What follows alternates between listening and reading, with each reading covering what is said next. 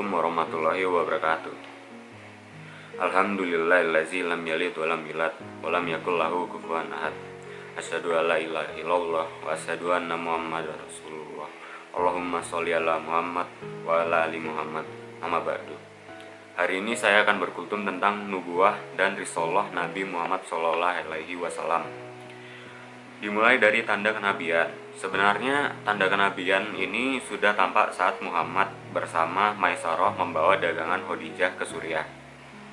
Selama perjalanan, Maisarah merasakan bahwa ia dan Muhammad dinaungi awan sehingga perjalanan mereka tidak terasa terik. Di Bosra, di selatan Suriah, terdapat sebuah biara yang dihuni pendeta Kristen dari masa ke masa. Nestor adalah pengganti Bahira, pendeta yang pernah menemui Muhammad yang masih anak-anak di bawah Abu Thalib ke Suriah. Saat Nabi Muhammad dan Maisarah sampai di Bosra, Muhammad berteduh di bawah pohon dekat tempat seorang pendeta bernama Nestor. Tempat berteduh itu adalah tempat yang sama saat Muhammad dibawa Abu Thalib ke Suriah 15 tahun yang lalu. Lalu Nestor bertanya kepada Maisarah, "Siapa lelaki yang berteduh di bawah pohon itu?" Maisarah menjawab, "Lelaki itu adalah orang Quraisy dari keluarga penjaga tanah suci." Mendengar itu, Nestor berkata, "Dia tak lain adalah seorang nabi." Saat kembali ke Mekah, Maisarah menjelaskan hal itu kepada Khadijah, dan Khadijah menceritakan itu kepada sepupunya yang bernama Waraqah bin Naufal. Waraqah menyatakan, "Jika benar Muhammad adalah nabi bagi kaum kita, sudah lama aku tahu seorang nabi akan diutus dan kini saatnya telah tiba." Kejadian-kejadian yang terjadi setelah pernikahan Muhammad dan Khadijah menguatkan hal itu dan hal-hal lain sebelumnya, termasuk dalam sengketa penempatan Hajar Aswad ketika Ka'bah dipugar. Setelah disempurnakan pembangunannya oleh Ibrahim dengan dibantu Ismail, Ka'bah beberapa kali mengalami renovasi banjir besar hingga menerjang Mekah dan membuat Ka'bah harus dipugar. Pada usia 35 tahun, Muhammad dan Abbas membantu mengangkat batu saat Ka'bah dibongkar. Alasan pemugaran total itu karena dinding Ka'bah saat itu terlalu pendek dan tidak bertatap sehingga rawan dimasuki orang.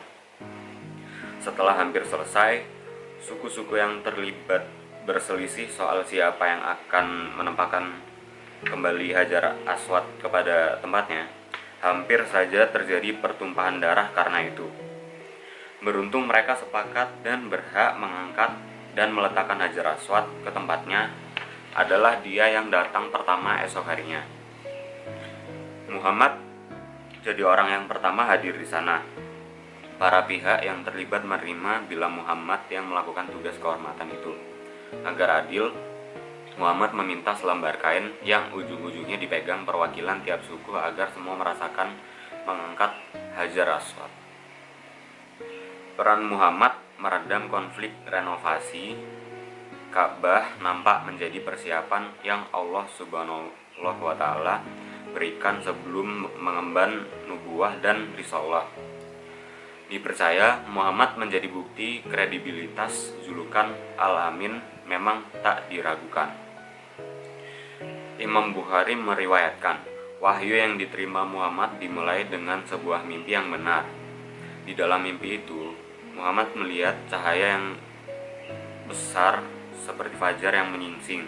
Setelah itu, Allah membuat Muhammad gemar beruzlah berulang kali sampai Muhammad dikejutkan dengan wahyu di Gua Hira. Mendekati usia 40 tahun, muncul kecenderungan dalam diri Nabi Muhammad untuk melakukan uzlah di sebuah gua di gunung sebelah barat laut Mekah. Muhammad menghabiskan waktu berkontemplasi selama beberapa malam di Gua Hira, kadang 10 malam, kadang hingga sebulan. Muhammad tetap melakukan uzlah sampai wahyu pertama turun. Selama beberapa tahun beruzlah, Muhammad terkadang mendengar ucapan "Assalamualaikum, wahai utusan Allah." Meski dicari, Muhammad tak menemukan orang yang mengucapkan kalimat itu. Pada suatu malam menjelang akhir Ramadan, satu malaikat dalam rupa manusia datang kepada Muhammad. Malaikat itu mengatakan, "Bacalah." Muhammad menjawab, "Ia tak bisa membaca." Malaikat itu mendekap Muhammad lalu melepaskannya, lalu mengulangi perintah itu untuk membacanya. Muhammad lagi-lagi menjawab yang sama. Malaikat itu dekap lagi dan dilepaskan lagi untuk ketiga kalinya. Malaikat itu mendekap Muhammad dan membacakan 5 ayat pertama surat Al-Alaq. Setelah membaca apa yang dibacakan malaikat itu, Muhammad tinggal sendiri. Di tengah kekhawatiran akan gangguan jin, Muhammad lari menuruni gua. Muhammad mendengar suara, "Hai Muhammad, engkau utusan Allah dan aku Jibril." Muhammad menengadah ke langit. Tamu yang tadi memeluknya melihat memenuhi angkasa dalam rupa malaikatnya tiba di rumah Muhammad minta diselimuti oleh Khadijah. Muhammad lalu rebah di dipan. Setelah tenang, Muhammad menceritakan yang ia alami kepada Khadijah. Khadijah lalu menyampaikan hal itu kepada sepupunya, yaitu Warokah. Warokah putra Naufal dari suku Asad. Warokah adalah seorang Hanif yang memeluk Nasrani. Ia telah mempelajari Injil dan teologi. Karena itu, ia mampu melihat janji Kristus akan datangnya seorang nabi. Kepada Khadijah, Warokah berkata, "Demi Tuhan yang menguasai jiwaku, yang mendatangi Muhammad adalah Namus, yaitu malaikat terbesar yang dahulu mendatangi Musa.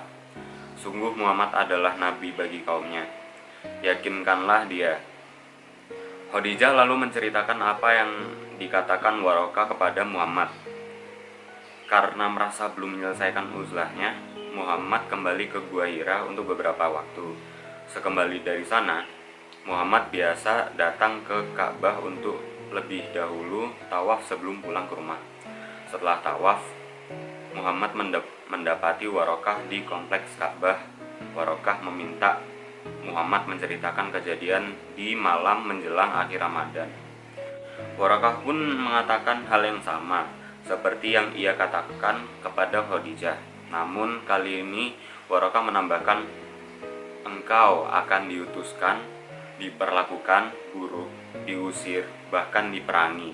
Seandainya aku masih hidup saat itu, semua terjadi. Aku pasti akan membelamu." Apa yang disampaikan Warokah ditegaskan langit melalui wahyu kedua surah Al-Qalam ayat 1-4. Allah Subhanahu wa Ta'ala meyakinkan apa yang diterima Muhammad bukan indikasi kegilaan. Setelah wahyu kedua terdapat masa jeda yang membuat Muhammad khawatir jika melakukan sesuatu yang membuat Allah Subhanahu wa Ta'ala tidak senang. Khadijah meyakinkan tidak mungkin demikian. Akhirnya wahyu berikutnya turun, surat Ad-Duha, yaitu ayat 1-11. Sesuai dengan ayat terakhir surat Ad-Duha, "Dan terhadap nikmat Tuhanmu, maka siarkanlah." Rasulullah kini mulai berbicara tentang malaikat dan wahyu yang ia terima kepada orang-orang terdekat dan meminta mereka merahasiakannya. Suatu hari, Jibril datang kepada Rasulullah di dataran tinggi Mekah. Ia menendang sebuah bukit sehingga memancarkan air. Jibril lalu mengajarkan cara berwudu sebelum beribadah dan Rasulullah mengikutinya. Jibril lalu menunjukkan tata cara sholat. Rasulullah pun mengikutinya dengan diawali takbir, dengan diakhiri dengan salam. Setelah itu, Rasulullah kembali ke rumah dan mengajarkan apa yang dipelajarinya kepada Khadijah dan mereka sholat bersama. Agama itu kini dibangun berdasarkan penyucian dan sholat. Jadi sekian cerita dari nubuah dan risallah Nabi Muhammad SAW.